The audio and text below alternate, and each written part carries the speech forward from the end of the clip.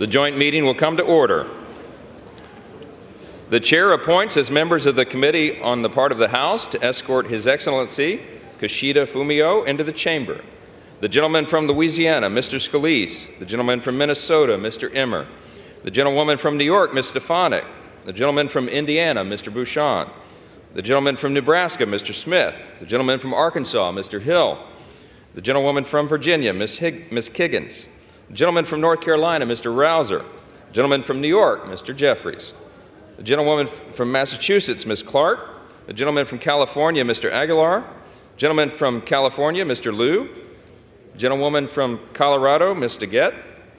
The gentlewoman from California, Ms. Matsui. The gentleman from California, Mr. Takano. And the gentlewoman from Hawaii, Ms. Takuda. The President of the Senate, at the direction of that body, appoints the following senators as members of the committee on the part of the Senate to escort His Excellency Kishida Fumio, Prime Minister of Japan, into the House chamber. The Senator from Illinois, Mr. Durbin. The Senator from Washington, Mrs. Murray. The Senator from Minnesota, Ms. Klobuchar. The Senator from West Virginia, Mr. Manchin. The Senator from New Jersey, Mr. Booker. The Senator from Maryland, Mr. Cardin. The Senator from Hawaii, Ms. Hirono. The Senator from Kentucky, Mr. McConnell. The Senator from South Dakota, Mr. Thune. The Senator from Wyoming, Mr. Barrasso. The Senator from West Virginia, Mrs. Capito. The Senator from Iowa, Ms. Ernst. The Senator from Alaska, Ms. Murkowski. The Senator from Idaho, Mr. Risch. And the Senator from Tennessee, Mr. Haggerty.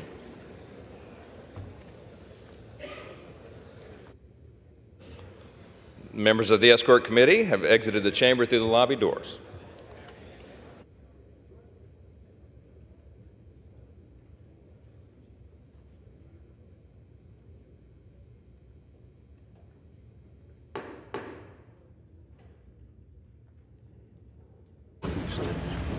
Mr. Speaker, the Acting Dean of the Diplomatic Corps.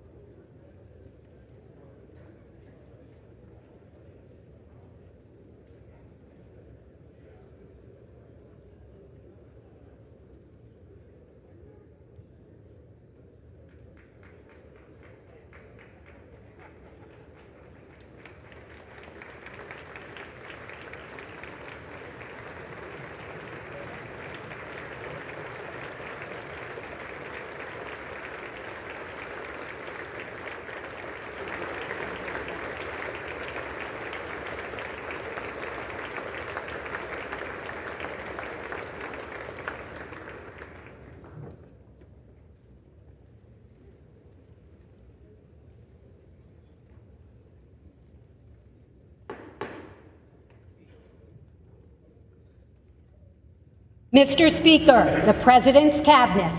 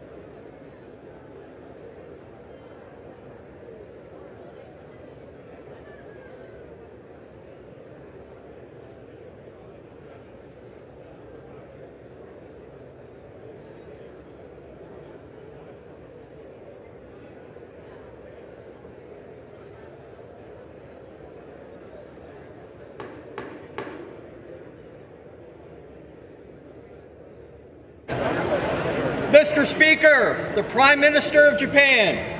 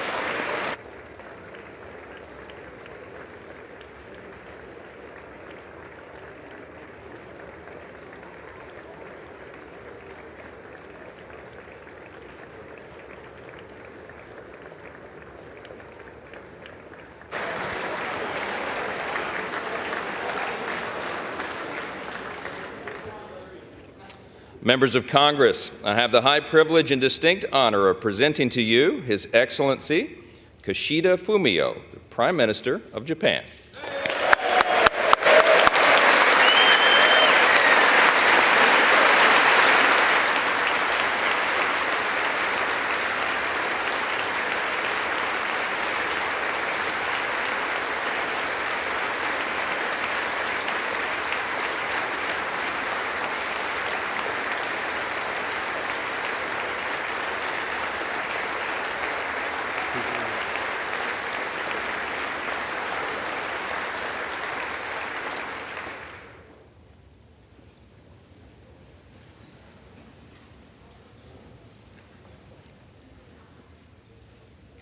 Mr. Speaker, Madam Vice President, honorable members of the United States Congress, distinguished guests, ladies and gentlemen.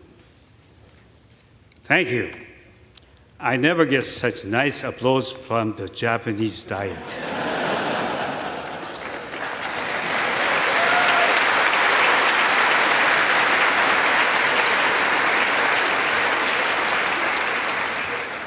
And let me introduce my wife, Yuko, who is in the gallery.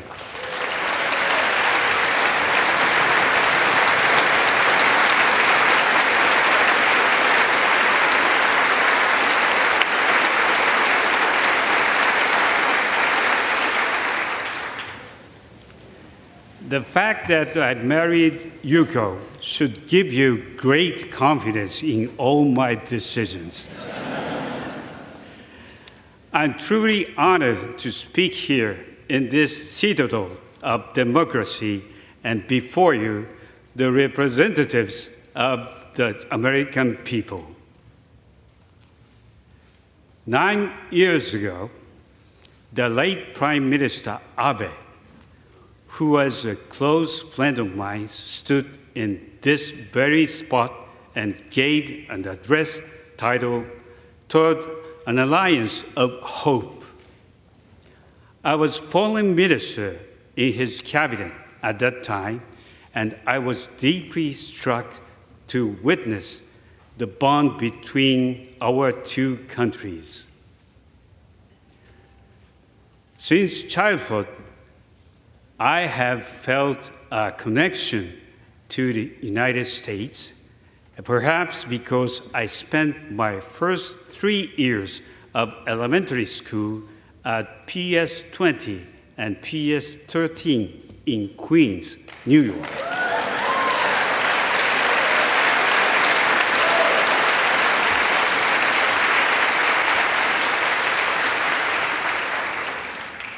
Even though I was the only Japanese student there, my classmates kindly accepted me and helped me immerse myself in a new culture. We arrived in the fall of 1963, and for several years, my family lived like Americans. My father would take the subway to Manhattan, where he worked as a trade official. We rooted for the Mets and the Yankees and ate hot dogs at the Coney Island. On vacation, we would go Niagara Falls or here to Washington, D.C. I remember things that were strange and funny to a little Japanese boy, like watching the Flintstones. I still miss that show. Although I could never translate Yabba-dabba-doo.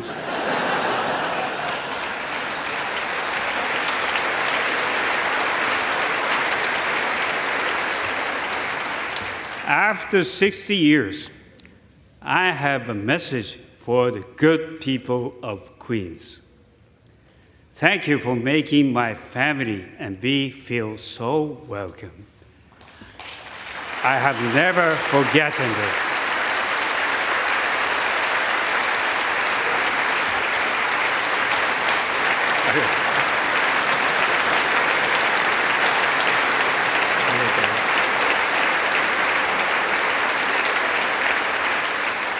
So I speak to you today as a long and close friend of the United States.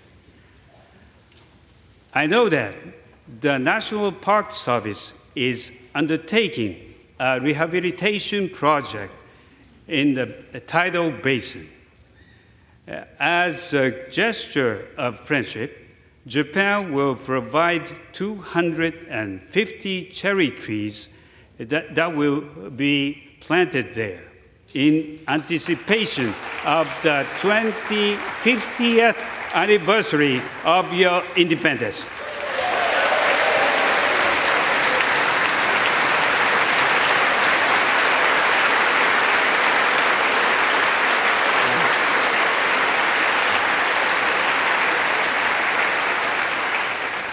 As you might also remember, the 1964 World's Fair was held in Queens.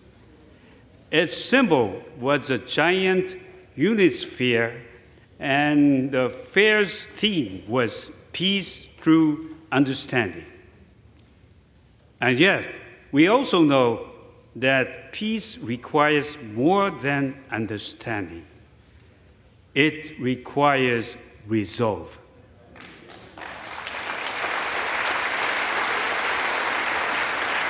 The U.S. shaped the international order in the post-war world through economic, diplomatic, and military, and technological power.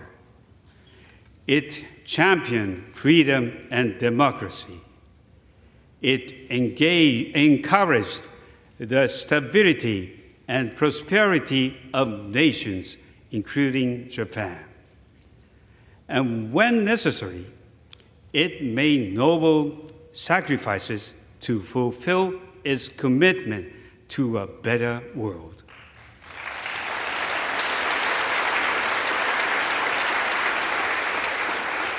The United States policy was based on the premise that humanity does not want to live oppressed by an authoritarian state where you were tracked and surveilled and denied from expressing what is in your heart and on your mind.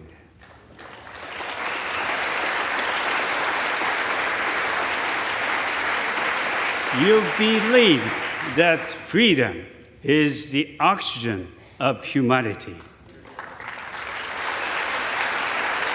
The world needs the United States to continue playing this pivotal role in the affairs of nations. And yet, as we meet here today, I detect an undercurrent of self-doubt among some Americans about what your role in the world should be. This self-doubt is arising at the time when our world is at history's turning point. The post-Cold War era is already behind us, and we are now at inflection point that will define the next stage of human history.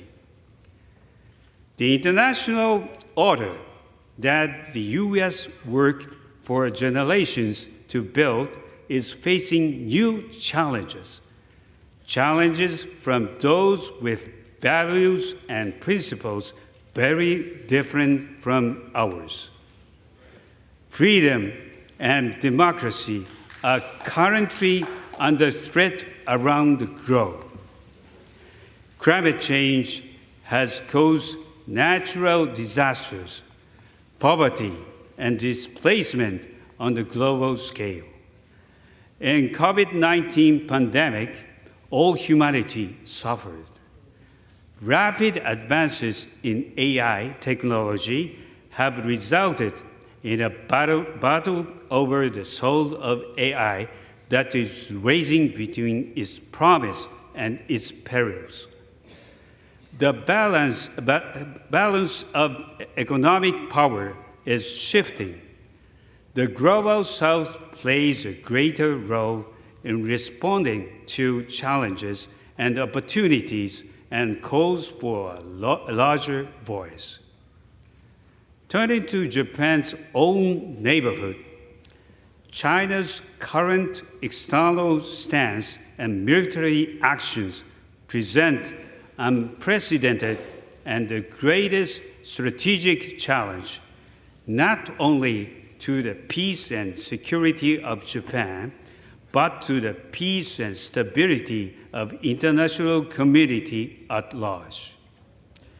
While such a challenge from China continues, our commitment to upholding a free and open international order based on the rule of law, as well as peace, will continue to be defining agenda going forward.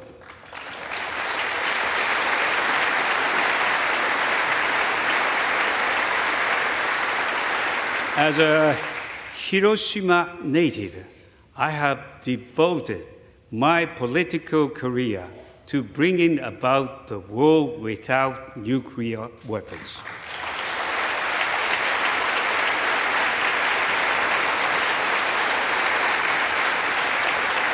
For years, I have worked to revitalize the Non-Proliferation Treaty regime so that we can gain momentum in pursuit of the aspiration. But there exists an imminent danger of nuclear weapons proliferation in East Asia. North Korea's nuclear and missile program is a direct threat. The issue of abductions by North Korea remains a critical issue. North Korea's provocations have impact beyond the region. It has also exported its ballistic missiles to support Russia's war of aggression against Ukraine, greatly increasing the suffering of the Ukrainian people. Russia's unprovoked, unjust, and brutal war of aggression against Ukraine has entered its third year. As I often say, Ukraine of today may be East Asia of tomorrow.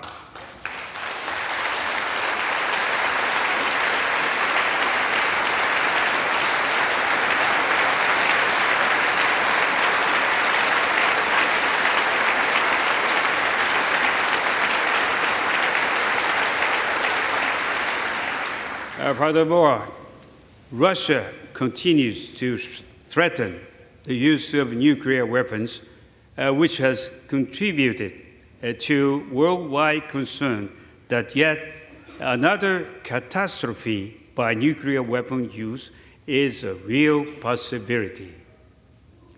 In this reality, close coordination between Japan and the US is required more than ever to ensure that the deterrence our alliance provides remains credible and resilient.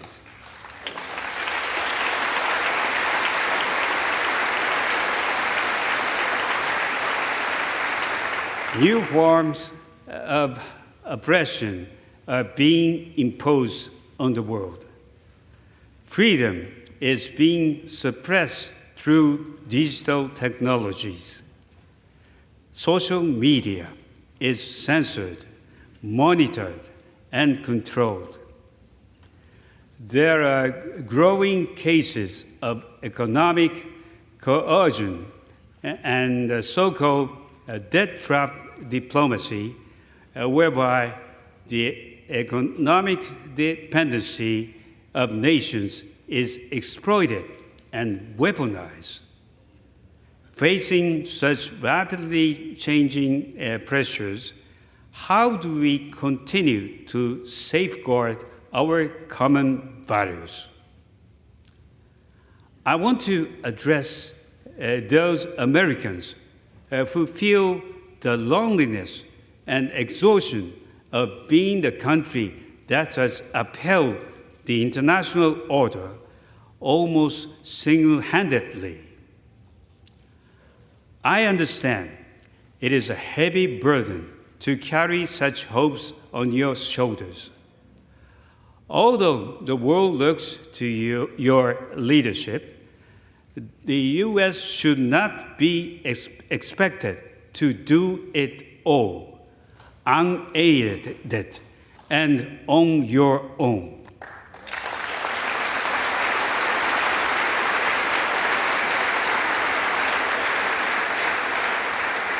Yes, the leadership of the United States is indispensable. Without U.S. support, how long before hopes of Ukraine would collapse under the onslaught from Moscow?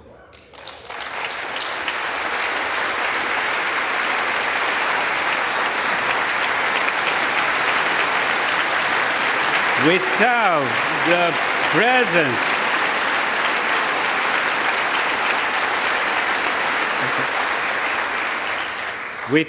presence of the United States, how long before the Indo-Pacific would face even harsher realities.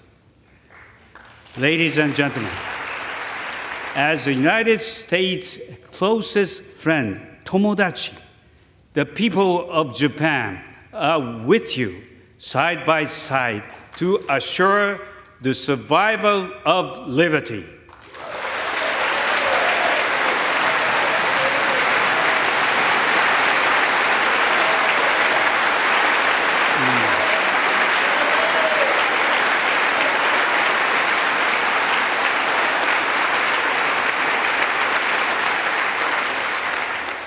Not just for our people, but for all people. I'm not saying this out of my strong attachment to America. I'm an idealist, but a realist too. The defense of freedom, democracy, and the rule of law is the national interest of Japan. The Japanese people are fully committed to these values. I do not want to leave our children in a society where human rights were suppressed, where political self-determination is denied, where our lives are monitored by digital technology. I know you don't either.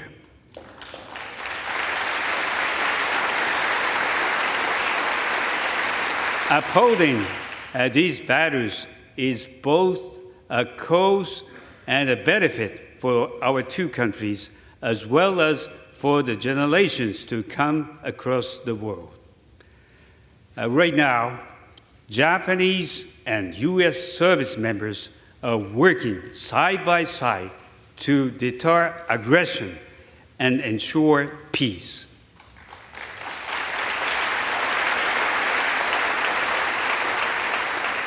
I admire them, I thank them, and I know I speak for all of us when I say they have the gratitude of both our nations.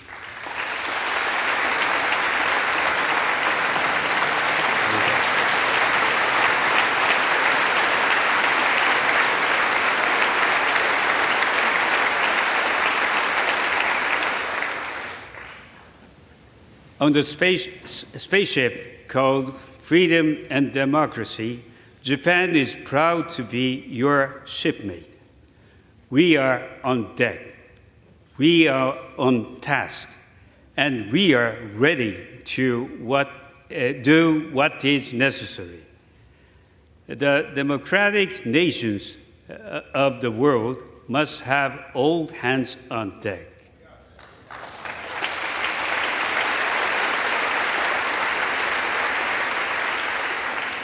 I'm here to say that Japan is already standing shoulder to shoulder with the United States. You are not alone. We are with you.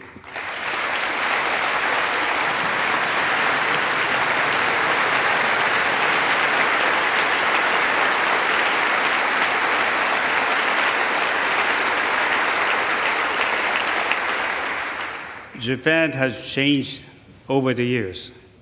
We have transformed ourselves from a reticent ally, recovering from the devastation of World War II, to a strong, committed ally looking outward to the world. Japan has transformed its national security strategy. Uncertainty about the future stability of the Indo-Pacific region caused us to change our policies and our very mindset. I myself have stood at the forefront in making our bilateral alliance even stronger.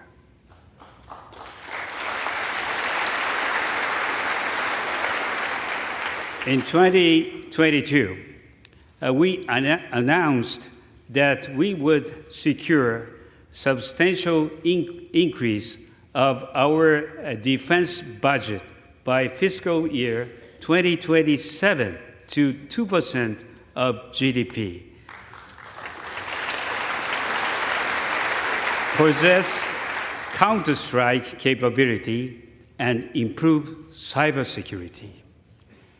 Today, deterrence that our alliance provides is stronger than ever, bolstered by U.S. extended deterrence for Japan. Japan has taken strong sanctions against Russia in the wake of its aggression against Ukraine.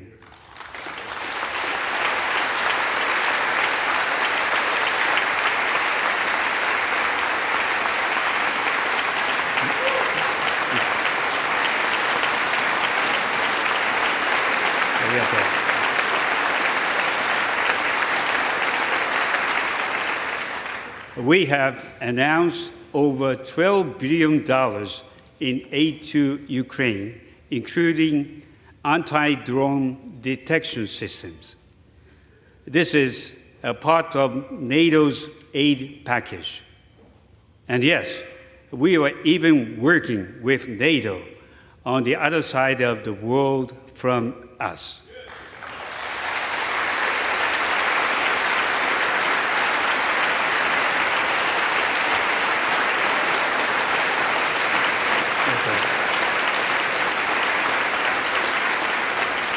I might add that in February, I helped a devastated Ukraine get through these agonizing times.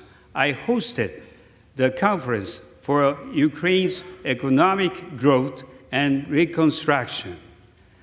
Japan will continue to stand with Ukraine.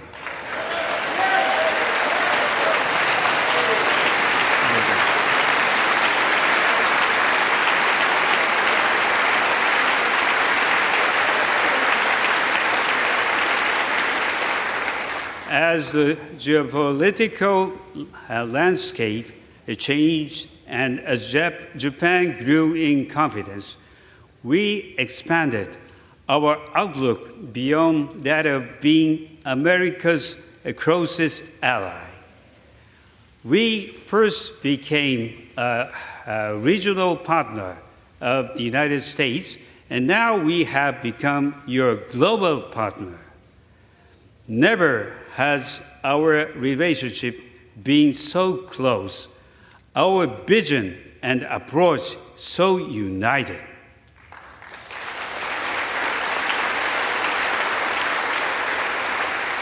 Today, our partnership goes beyond the bilateral.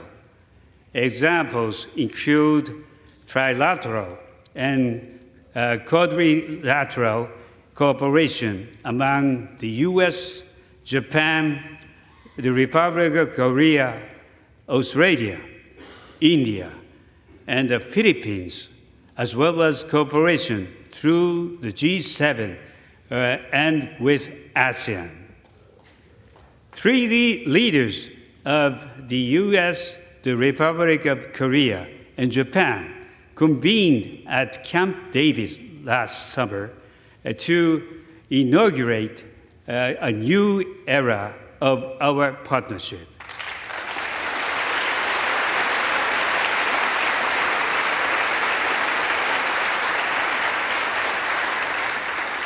From these various endeavors emerges a multi-layered regional framework where our alliance serves as a force multiplier.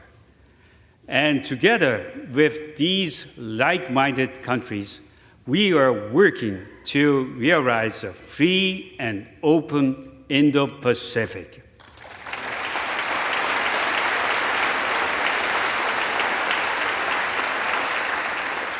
Here in this chamber, we should have strong bipartisan support for these efforts.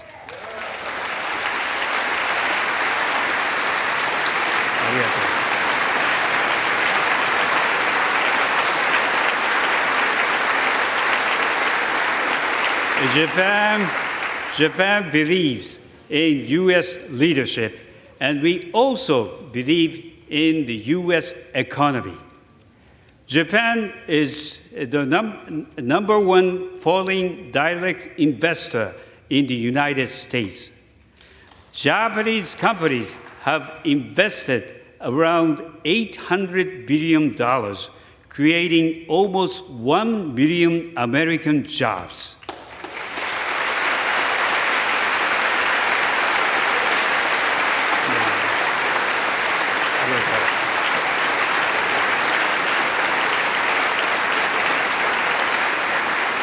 These are good jobs, with 500,000 jobs in manufacturing sector alone. At home, I'm embarking on a set of initiatives called a new form of capitalism to drive the Japanese economy. The public and private sectors are joining hands to transform the social challenges we face into engines of growth. Wage increases, capital investment, stock prices, all have attained levels not seen for 30 years. The Japanese economy is now making strides by capitalizing on these unprecedented and major changes. A growth-oriented Japanese economy should also spur even greater investment in the United States.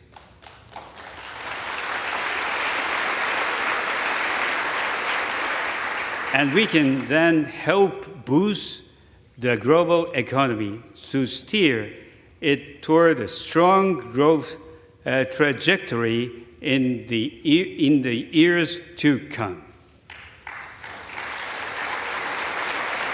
Just yesterday, President Biden and I demonstrated our commitment to leading the world on the development of the next generation of emerging technologies such as AI, quantum, semiconductors, biotechnology, and clean energy.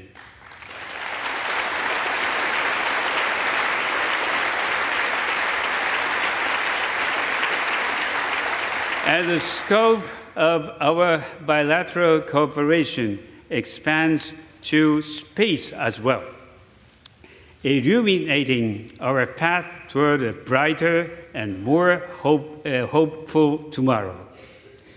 The TV broadcast of Apollo 11's lunar landing of 1969 is still seared into my memory. Japan's lunar lander mission in January achieved the first pinpoint landing in history.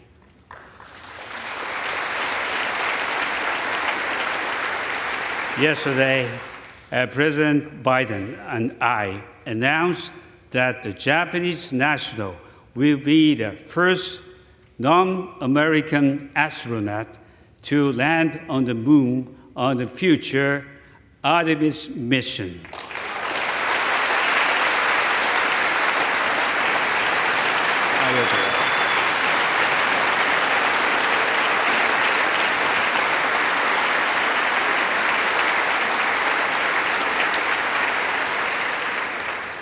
And we have two astronauts with us today.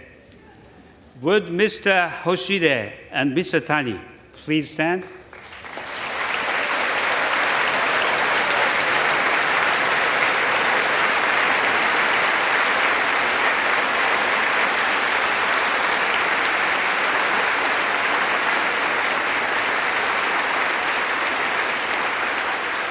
And Mr. Akihiko Hoshide has flown to space 3 times and served as commander of the International Space Station for 5 months in 2021.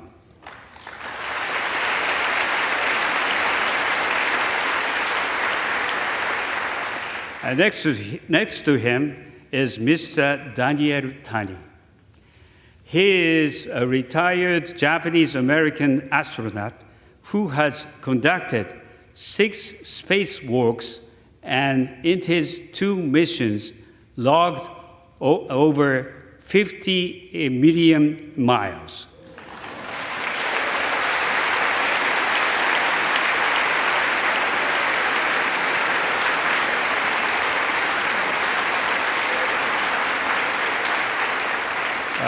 Which is a lot of frequent fire points.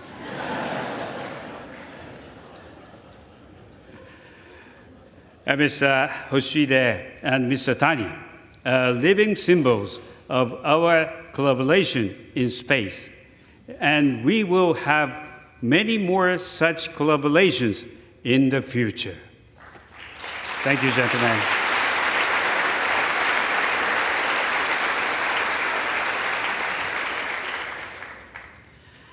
Let me close with this final thought. I want you to know how seriously Japan takes its role as the United States' closest ally. Together, we carry a large responsibility. I believe that we are essential to peace, vital to freedom, and fundamental to prosperity. Bonded by our belief, I pledge to you Japan's firm alliance and enduring friendship.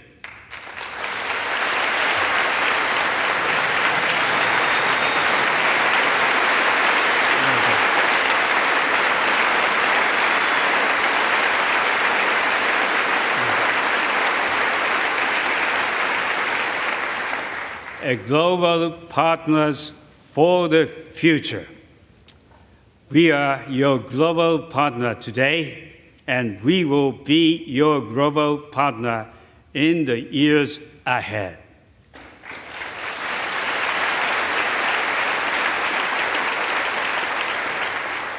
Thank you for inviting me. Thank you for your hospitality.